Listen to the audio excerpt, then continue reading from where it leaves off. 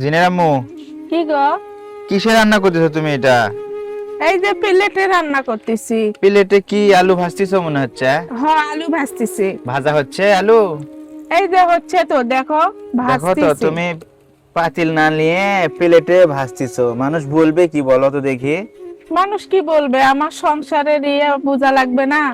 এখন টাকা নাই, টাকা হোক, তুমি তারপরে বাটি একটা এনে দিও। আর কি করবো, এইরকম করেই চালাই। টাকা হলে হ্যাঁ, এনে দিও এখন হইনি। চুলাটা কিনে তো টাকা শেষ হয়ে গেছিল, ওই জন্য একটা পাতিলও নিতে পারিনি। তো দেখি এরপরে টাকা হলে আবার তোমাকে পাতিল এনে দিব হানি, বুঝছো? আচ্ছা, টাকা হলে এনে দিও। আর সংসারে এখন সকালে রান্না না করলে ছেলেরাও খায় স্কুল যাওয়ার পাবার লাই সময় মতো। ওই জন্য এইভাবে প্লেটে রান্না করতেছি। করো। ভাজি তো দেখে মনে হচ্ছে ভালোই আছে, আলু ভাজিগুলো তো সুন্দর লাগতেছে দেখতে। খাও, খেয়ে একটা দেখো কিরকম হচ্ছে। পারি না, তাও চেষ্টা করতেছি। তো বন্ধুরা, জিনের আম্মু নতুন চুলায় এভাবে প্লেটেই রান্না করতেছে। যেহেতু আমরা কোনো পাতিল কিনি না এখনো, আর এই ইনফ্রারেড কুকারের জন্য পাতিল আলাদা। আর এটা আর আমি আগে কিনেছিলাম, ওই জন্য কাজে লাগতেছে।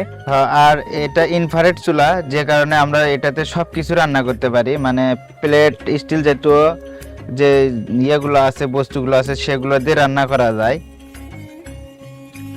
তো দেখি টাকা পয়সা হোক, হলে আমরা পাতিল কিনবো, জিনের আম্মুকে কিনে দিব।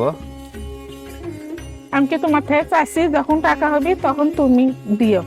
আর দেখো ওই যে ভালো করে ধরো, বুঝছো, হাতে যেন তাপ না লাগে।